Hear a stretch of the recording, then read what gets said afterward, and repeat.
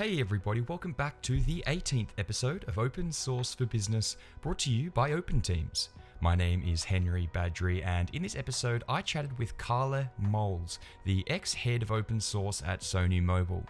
CarlEric is currently working for Debricked, which offers a new way to manage your open source dependencies. In the past, he's published a lot of research about open source in traditional industries, such as the automotive industry, and this actually forms the bulk of our conversation today. But we also talk about some really interesting topics such as how attitudes evolve towards open source within Sony Mobile, the difference between open source in Europe and in the US, how traditional industries are getting increasingly connected using open source software, why smart cities and the automotive industry will drive the open source movement in Europe in the coming decade, and finally, CarlEric explains the contribution strategy for automotive companies today. Whether you are a user, developer, manager, or just curious about the industry, Open Teams is the place to find the information, news, training, and support you need to thrive with open source software. Now that the introductions are out of the way, let's kick off this episode.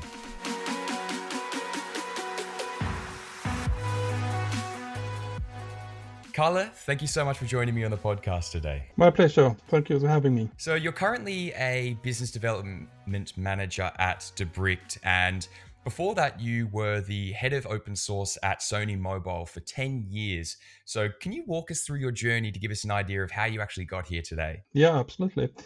So it all started, I was part of Sony Mobile. At that time it was called Sony Ericsson. So it was a joint venture between Sony and Ericsson Telecom Company. I was part of the software strategy team of the CTO office. This goes back to 2007, and we knew already then that Linux will make it to the handsets in one way or another. And there were actually 4 contenders. We knew about Android before it was released, and we were pretty sure that Android will made a hit in the marketplace. So it ended up into my lab to prepare for describing a strategy at how to handle open source, because Android was based on Linux, and that is open source. So I come out with a strategy in the beginning of 2008. At that time, we had about 4 different mobile operating systems. We had our own for GSM handsets, or feature phones as they were called. We were part of the Symbian operating system together with Nokia, Motorola, and Samsung. And then we also had some Windows phones, Microsoft Windows phones. And in addition, we have a 4th segment, and that was the so-called entry level, the budget phones, affordable phones. We had a specific entry level operating system for the easiest GSM handsets. My prediction was then the open source will make a dent into the mobile handset with Linux, and I predicted it would be about 3 to 4 years before we have to really take into account of open source. Now, I was completely wrong. It took only 14 months from that strategy report until we closed down and terminated our own mobile operating system for the G phones and turning our focus into Android. And just about 3 years later, we were working exclusively with Android phones. So that was quite a journey. In that process, I get an assignment to be the open source czar. You know, similar to in the US, you get the drug czar or the war on drugs czar. I kind of get a similar kind of position. So my assignment was to prepare the company for working with open source in all aspects, from both organizational aspects, processes, but also to getting legal prepared, and also the business aspects of open source. And so I entered the position of a head of open source in 2009. And then we had started the Android development, and our first handset was released in 2010. And that was the start of the journey. Then, to be honest, it took a couple of years before we really get revved up in open source. What I come to understand open source is foremost a cultural change. And this particularly hard for a traditional industrial company was very protected about its IP, intellectual properties. So it was kind of a process of relearning and refocus the company in a culture of collaboration. And it took me actually, I would say, until 2012 before the culture shift was good enough to make it work more fluently from then. Before the culture shift, what were the perspectives internally towards open source software? Well, there were, curiously enough, there were different kind of opinions about open source. And as I thought first there will be a great opposition from the top management, from executive levels. And I knew that the development in general were positive to open source, obviously, because it makes the developers to be empowered and they have more fun and they get go engagements in a quite different way of doing what they've been told to as the old days. But the top executives was not the problem. The biggest issue, what I found out, is the middle management. And if you had to look at it in the perspective that if you're being a middle manager, having a team or a department with maybe 60, 70 people, and you have a responsibility for a certain component in an operating system that only Sony Mobile does, or Sony Ericsson at the time does. And then suddenly, overnight, your competence is not needed anymore. Now you've been handled a piece of software that is open source that someone else has developed, and you're supposed to work with that instead of your legacy code. So that was actually what I found surprisingly the biggest culture resistance, I would call it, came from middle management. Okay, so they were developing this software and they're almost like their babies they didn't want to let go, even though it was entirely in the interest of the company to do so. Yep, absolutely so. But interesting enough, after a while, the culture changed and actually hit them too, because then they started to discover that their department, their team was performing great with the open source software, and they started to get the shine splattering on them of what their developers were doing. So in the end, I saw a couple of few examples of managers that from the beginning was quite opposing, but they couldn't really oppose it. Family, they have to do it what was decided on from an executive level. But I saw them turning around to be much more positive after a couple of years when they're starting to see the results. So yeah, it was kind of funny sometimes to experience that managers that I know them being very vehemently against open source, then starting to talk about this is the greatest thing since sliced bread kind of talks. And then your next step was then to join Debricked. Can you talk a bit about what led to that change and what you've been doing there? And that is happened much later. It was about 2 years ago. I was let go from Sony Mobile due to the company doesn't perform very well in the marketplace. So as I had since a couple of years been engaged in research in open source. So I was engaged in the European research program. And from that, I developed I wrote a book.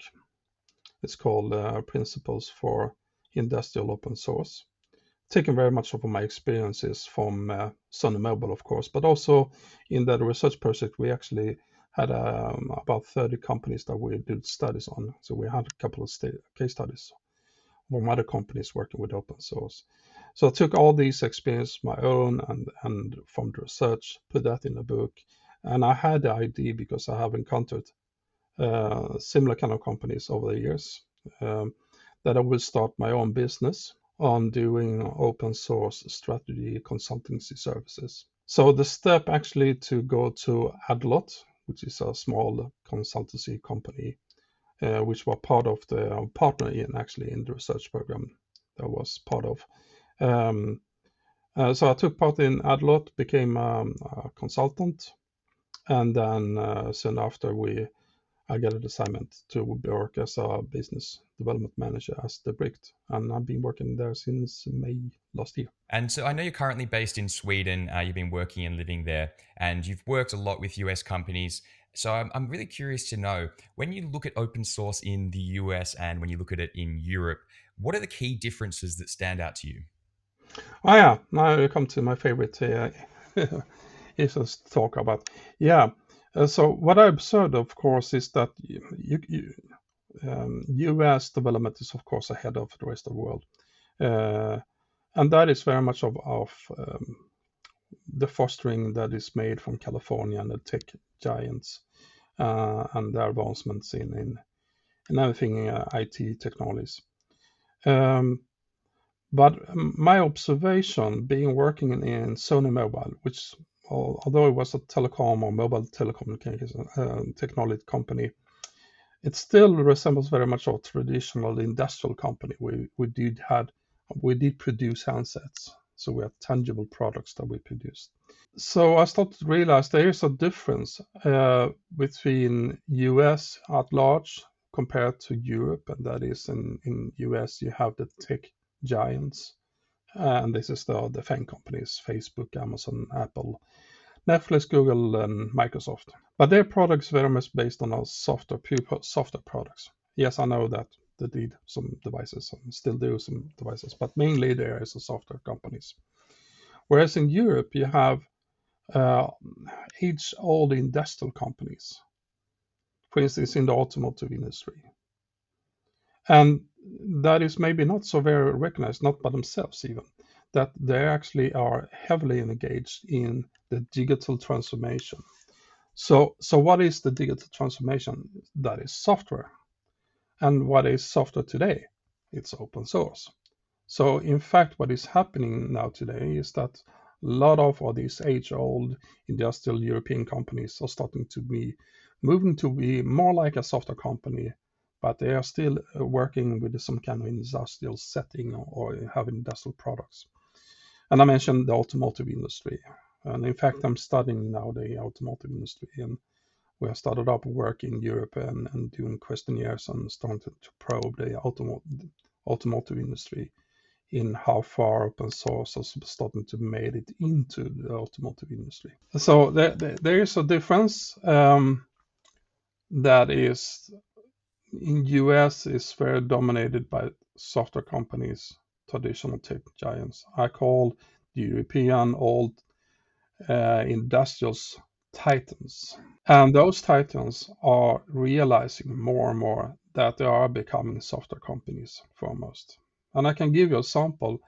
I happen to get information that today Volvo, which is one of the famous Swedish car brands, Volvo alone has 8,000 software developers. And I think that is in par with the rest of engineering in Volvo, if not larger.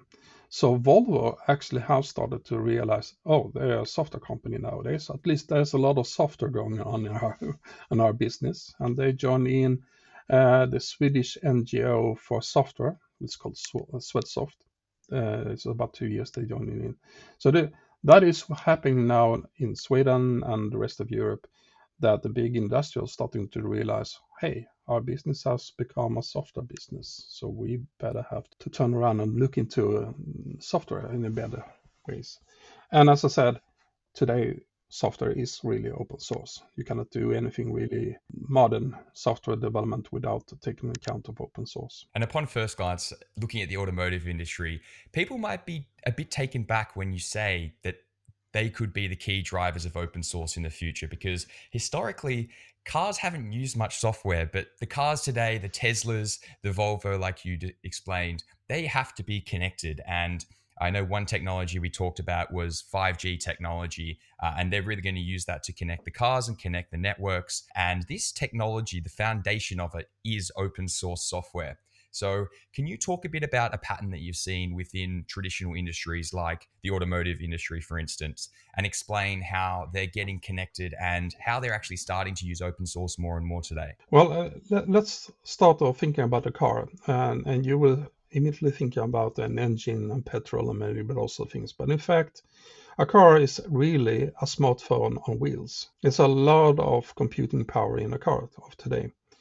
And it's worse than that because in a modern handset you have maybe two CPUs, one for the general CPU and one maybe for the modem. And you maybe have some additional graphics CPU as well. In a normal car, you have about 90 to 120 different what they call in the car industry call it ECUs, but that is computers, microcontrollers in many cases, so maybe not that big capacity, but nevertheless. So this already there, everything you could expect with a communications network, a load of computers working together. Some ones are controlling the engine, others are controlling the brakes. So that is already happened and has happened since long. What is happening now is that the automotive industry is going through a tremendous transformation. First, you have the drive of electrical vehicles, EVs. Then you have to more or less restart with the whole platform, with the whole software platform. We do not have a petrol engine anymore. You really have to rewrite the whole software for controlling now an electric motor that is driving the car. And then it continues. All the software tools for developing software are based on open source. There are some examples of software platforms for electric vehicles that are based on open source and open source solutions. The Porsche, for instance, the electrical Porsche is based, have released the platform as an open source. And Tesla's done the similar things. And then it continues. Cars of tomorrow will be very well connected. They have to, for instance, for self-driving cars, to enhance the path they're driving, they'll be in constant connection with the cloud, where you have some navigation software that guides the cars. So you need a lot of connectivity, high-speed connectivity, 5G, and then boom, you're into open source again, because everything about 5G is open source. And then it continues. If you look into the machine learning algorithms that is driving the self-driving cars, that is also open source. So you see, when you're starting to scratch the surface, you're seeing a lot of open source starting to getting into closer to the car. Infotainment systems, instrumentation systems, that is already now based on open source. Automotive grade Linux, for instance, is a project that's run by Linux Foundation. So I will say that it's just has entered into the car, but everything around the car is already there. You already have a lot of open source starting to getting into there. We had an interview with a large Swedish truck company with the head of open source. They do have a head of open source in that truck company. And his predictions was that within 5 years, he doesn't think it's going to be a huge change. Within 10 years, everything going to change. So he himself thought that it's going to be slow, but then it's going to be an avalanche. Within 5 to 10 years, it's going to be an avalanche with open source in the automotive sector. And if you thought that the entrance of Android was disruptive for the mobile industry, just wait till you see what open source is going to do to the automotive industry. I know you wrote a research paper in the past titled Scaling Up Software, I Yep. believe. Is that correct? And in that, you predicted that IT in the automotive industry would be the fastest growing sector in open source software. So can you talk a bit about that? Yeah, and that is exactly the point I made, that if you look into the European industry, the two more important ones that will take an uptake of open source, that is the automotive industry. And as I mentioned, that is already happening, albeit it's maybe just now it's maybe not seen as very large, but it's going to grow and grow exponentially. But it also is another sector where I think actually Europe has a lead on, and that is smart cities. That is a lot of things happening in Europe. And that is the idea of smart cities and how to connect buildings and a collection of buildings and other forms of city, and then connect everything in the city, like traffic management, water management, waste management, everything you can imagine. Those projects are already taking part in Europe. Barcelona is well known to be quite ahead in this. Stockholm is making moves in Sweden. And there's a lot of initiatives taken in a lot of European countries as well. So that was our prediction. So and that is automotive and smart cities. That is the two drivers in Europe. That's really interesting, because I know you've done a lot of research in the last few years, and another research paper I was quite interested in that you wrote with the European chapter of the TODO Group was Yep. why open source software matters to your enterprise. And I know that's where you covered a lot about the automotive industry and these traditional old age industries. For those listening, I'll actually leave a link to the research paper in the description. But in that paper, you talked about specifically entertainment systems within cars and how the software they're using is gravitating towards more open source solutions. So can you touch on that? We gave the sample of Polestar 2. And Polestar 2 is the brand of Volvo for the electrical vehicles. So it's the electrical vehicle of Volvo. It's called a Polestar. And the Polestar 2 was the latest make they released. I think it was last fall. I know a little bit about the reasoning, but they decided to include Android car, or as they say, comes with Google. And then they have inherit, of course, open source, because Android is based on open source. And one of the reasons for them making that move is that they're starting to realize that it's not only Android that is important, but it's all the surrounding technologies that are provided by Google, for instance, in voice recognition. And they did their own voice recognition software, but they just understood they were years behind what Google already done. And that shows a little bit about the power of both open source development, but also how far you can come to when you're starting to collaborate with others. And that obviously Google has taken the lead here in voice recognition. So they make the decision that there's no chance that we're going to catch up what Google has already done in voice recognition. And that is a strong case. That's making a strong case for us for moving to Android in the cars. And then you start to have to handle open source, because Android is open source. There are people that are arguing that Android is maybe not a real open source project, and that could be debated, but nevertheless, the source code are released as open source, and you have to handle it nevertheless. And then you're starting to get dragged into this universe of open source. Whether you like it or not, that is the way forward. And so I think actually Volvo is in a powerful discovery, and that was one of the reasons why they joined into the Swedish NGO for software intensive industry, is because they start to realize this is software. Our business is becoming more dependent on software. It's going to be open source. The future model of developing software is more collaborative, which is open source. So you see what it is leading that parts and bits of the car industry is going to be untangled, and then open source enters that.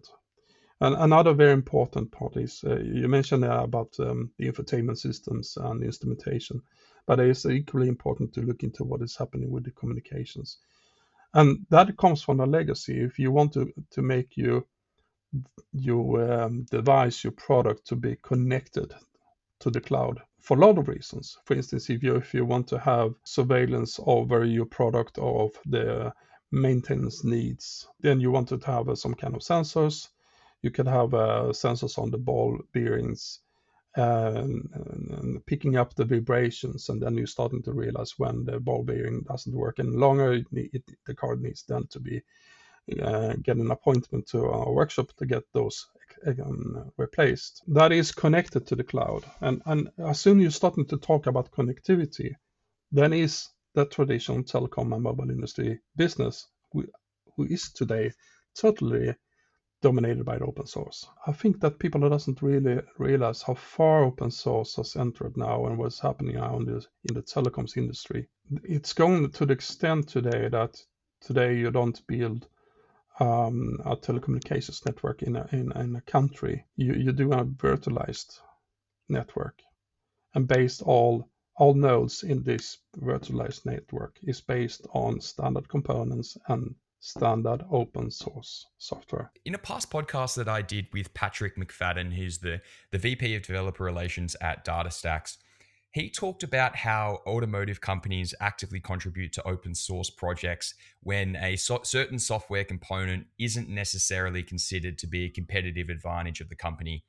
The example that he gave was the GPS system. And he explained how competitors are happy to collaborate on the GPS system, because at the end of the day, no one goes and buys a car or doesn't buy a car because of that GPS system. Whereas on the other hand, you have, say, the dashboard user interface, which may actually impact a purchaser's decision. So is this something that you've seen in the automotive industry? Not in the automotive industry, but it is very familiar from my days in Sony Mobile. That was the reason all the time. Should we keep this or should we contribute it and release it open? That was one of the things that I preached within the company, when to release and when not to release. So basically you can divide it into that. You have something that is commodity, something what you call it a qualifier. GSM software, for instance, that will be a typical something that's a qualifier. Important piece of software, but it's not uniquely you property. And then you have what is the differentiators, what uniquely you have as a business proposition. And that, of course, you shouldn't release as open source. You will lose your advantage then. So I recognized that kind of thinking from constantly. That is what my work was actually very much in Sony Mobile as a head of open source, is arguing about the business prospects of releasing something against and weighing against the needs for the company, maybe to protect some IP, intellectual property. And that actually led to a paper that is what I call contribution strategy, using some sourcing methodologies about external assets. What is the contribution strategy currently for these automotive industries? What are they contributing? What aren't they, and why? Well, I will guess they're very amateur at this point. I mean, they will probably active in Linux, and that's what I'm seeing. And everyone will agree that Linux is, from an automotive company's viewpoint, Linux is a very crucial but still a commodity. You need to have a well-working Linux. Maybe adapted for some special needs in a car. It should be maybe more suitable to safety critical systems, but nevertheless, Linux is a commodity from the car company viewpoint. So I will expect they are active in what they're seeing as commodities like Linux, maybe in tools. I mentioned that you have self-driving cars. You're using a lot of machine learning algorithms and software. Maybe they are participating in developing machine learning algorithms and software, but then that surely doesn't contribute the data sets and that sort of things. That is where you have their differentiation and their assets, so to speak. But I'm seeing the same kind of process we had in the mobile industry, that in the beginning you tend to be very protective about your IP, your intellectual property, until you're starting to realize, hey, this is just a mobile operating system. And that is not making the magic of selling things. People doesn't care about it. They just want to have a fancy phone, a fancy car, with a lot of features, of course. And those features, that is what you're selling. That is what you have, your business aspects. So in fact, that is actually a fact of open source, that open source in reality is used for things that are considered to be commodity. There is when you really have the benefits of open source, because if it is commodity, it could be collaborative developed with your competitors and making the whole thing much better for the whole industry. And that gives you a competitive advantage when you can work together with your competitors for something that is seen as a commodity, because then you add all your development resources to the level that no one can match it. Microsoft tried it with Windows phones, but yeah, they just gave up in 2017. So that is something that I'm talking a lot today, is about the business impact of open source. And I can give you Android as an example. Google launched Android in 2008. Within just 2 years, there were some 40 plus mobile operating systems, commercially available mobile operating systems. Like the one I mentioned about, we sourced it in from a French company for our entry phones. That market just died within 2 years. And the last remaining commercially available mobile operating system, which was Windows phones, ceased to exist in 2017. So it took Google about 2 years to kill the majority of the market and the entire market for commercial available mobile operating systems in just 9 years. Okay, I think that's definitely a trend that we've seen in a lot of the space when it comes to open source and them coming in and disrupting and completely removing the need to have proprietary technology. But I'd now like to shift gears and just ask a final question that I think is really quite interesting. What is the difference between industrial open source and enterprise open source? Not very much. But if there is something that differs, I would say that in industrial open source, we take more consideration on the fact that, based on my experiences working in an industrial company, there is a larger need for an industrial company to protect the IP, or at least they have to put the question what IP is worth to defend and what IP could go. Sometimes it's actually beneficial to let some of your IP go as open source, because then you kind of destroy the market for others to take the patent in that area. So Sony Mobile had a defensive patent portfolio strategy. And what that means is that we often took patents just to be sure that not somebody else would take a patent in that area. And then the patent office, Sony Mobile, discovered that, hey, if we have a patent in this area and we release it as open source, then we really have a protection from barring anyone else to take a patent in there and barring us from entering that market. So if you have a defensive patent strategy, then open source works very well. And so that I will say that is maybe that flavoring that differs industrial open source from enterprise open source, that with my experiences working in industrial, that you have to take more considerations on IP. The second thing I'd do a big difference from, somewhat different from enterprise open source. They're taking also the business aspects in account to a larger extent. If you look into my base data, I have a 5-stage model, which I call the Sony Mobile open source maturity model. Stages 1, 2, 3, or 4 are equivalent to what is described in the enterprise open source. But my 5th stage, that is actually the Google stage, the Google level, the Nirvana level, when you dominate the market. Just showing what you can do if you can be very disruptive in the market and change the whole market logic. And that is not really described in enterprise open source. So I have maybe a little bit more business aspects, business models aspects in industrial open source. Well, yeah, thank you so much for your time today. It's been really great talking with you, Carlo, getting to know you, and I appreciate it. It's been my pleasure. Thank you very much. And to everyone listening, thank you for listening. If you're watching this on YouTube, then please leave a like and subscribe to see more content like this. And if you're listening to the podcast on Apple Podcasts, then please leave a review and let us know what you think. It really does help us to grow and get feedback on the podcast. So thanks very much, everyone. Thank you, Carla. And until next time, see you all.